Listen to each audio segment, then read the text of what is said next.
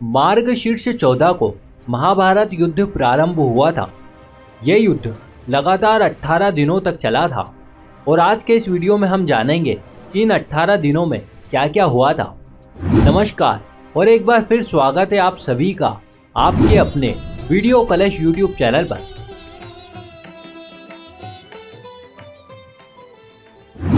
युद्ध के पहले दिन पांडव पक्ष की भारी हानि हुई थी। विराट नरेश के पुत्र उत्तर और श्वेत को शल्य और भीष्म ने मार गिराया था। साथ ही साथ उन्होंने पांडव सेना के कई बड़े कुशल सैनिकों का वध कर दिया था। अगर संक्षिप्त रूप से कहा जाए तो ये दिन कौरवों के लिए उत्साह बढ़ाने वाला और पांडवों के लिए घोर निराशाजनक रहा था। युद्ध के दूसरे दिन पांडवों को पहले दिन की अपेक्षा अधिक नुकसान नहीं हुआ था, परंतु फिर भी द्रोणाचार्य ने धृष्टद्युम्न को कई बार हराया था और तो और भीष्म ने अनगिनत बार अर्जुन और श्री कृष्ण को घायल किया था। उन्होंने हजारों कलिंगों और निषादों को मार गिराया, लेकिन फिर भी शाम तक अर्जुन उन्हें रोके रखने में सफल हुए थे।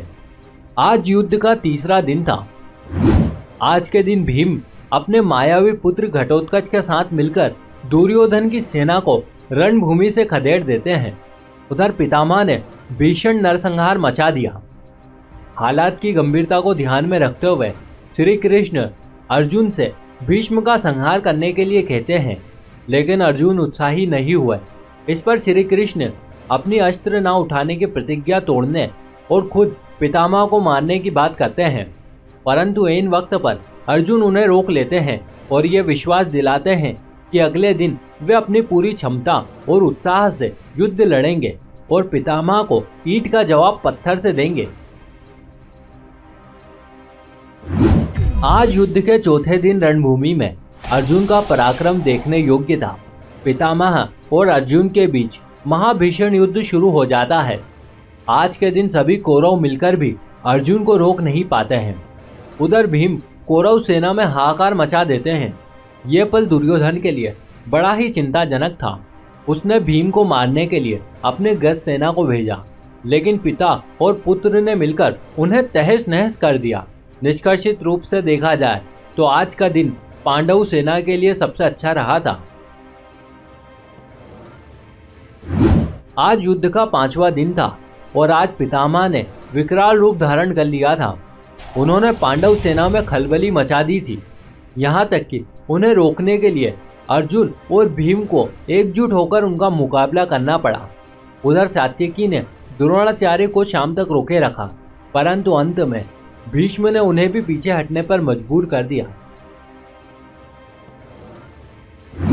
आज छठा दिन था और रोज की तरह दोनों पक्षों के बीच भयंकर युद्ध होता रहा, लेकिन परिणाम बराबर आ रहे थे।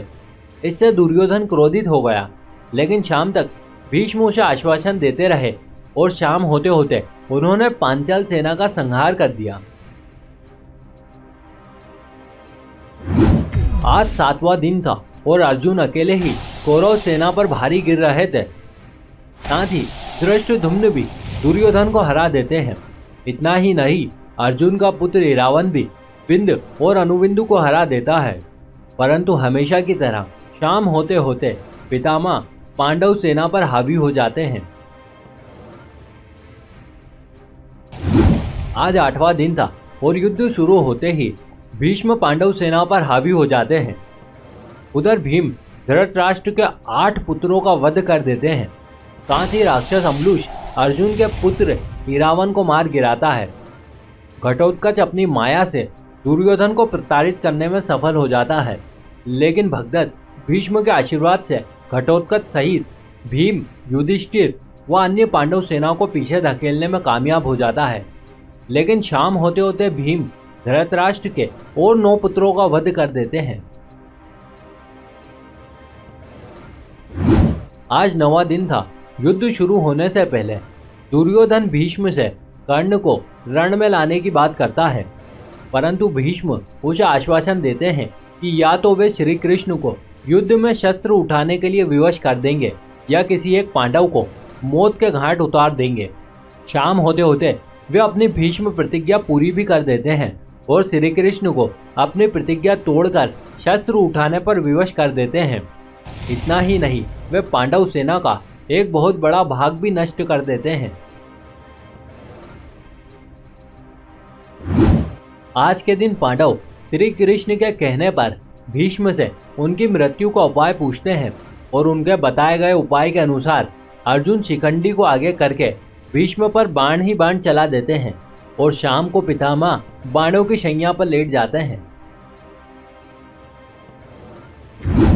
आज के दिन दुर्योधन अपने मित्र कर्ण को रण में लाते हैं।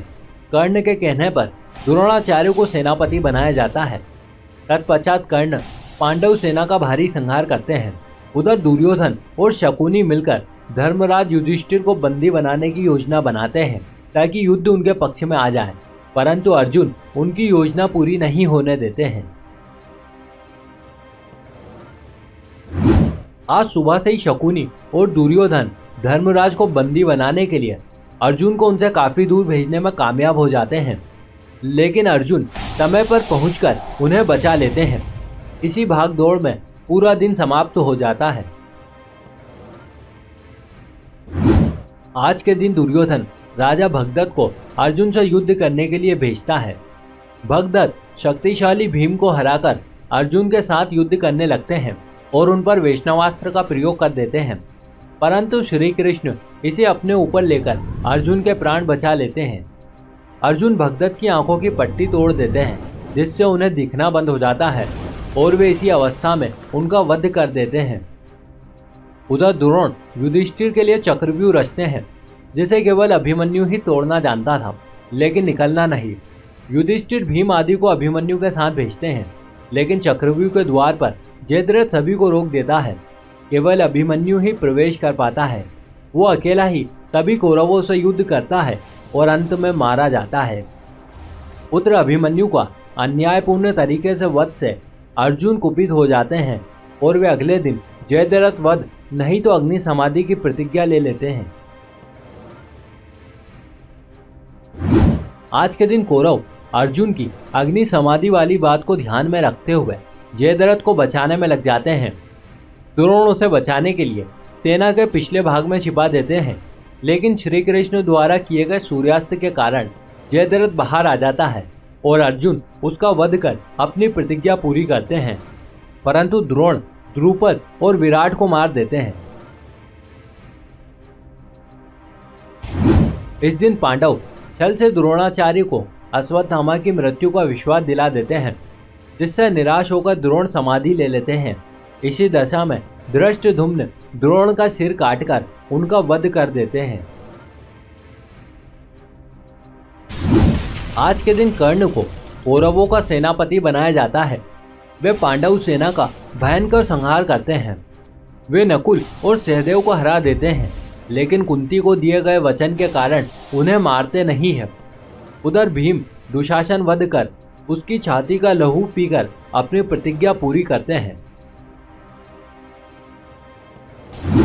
आज के दिन कर्ण भीम और युधिष्ठिर को भी पराजित कर देते हैं। कर्ण के रथ का पहिया भूमि में धंस जाता है। तब कर्ण पहिया निकालने के लिए नीचे उतरते हैं और उसी समय श्री कृष्ण के कहने पर अर्जुन कर्ण का वध कर देते हैं। फिर शल्य प्रधान सेनापति बनते हैं, परंतु युधिष्ठिर उन्हें मार गिराते हैं। आज के दिन भीम दुर्योधन के बचे हुए सभी भाइयों को मार देते हैं। उधर सहदेव शकुनी को मार देते हैं। तत्पश्चात दुर्योधन अपनी पराजय स्वीकार कर एक तालाब में छिप जाता है, लेकिन पांडवों द्वारा ललकारे जाने पर वो भीम से गदा युद्ध करने लगता है। तब भीम दुर्योधन की जंघा पर प्रहार कर उसे मौत के घाट उतार कर अपनी विजय का परचम लहराते हैं। तो मित्रों, ये हुआ था रणभूमि में 18 दिनों तक। हम उम्मीद करते हैं कि आपको ये जानकारी जरूर अच्छी लगी होगी। यदि आपके पास भी कुछ एक सकारात्मक विचार हैं तो नीचे दिए गए कमेंट बॉक्स में हमें जरूर बताइएगा। धन्यवाद मित्रों।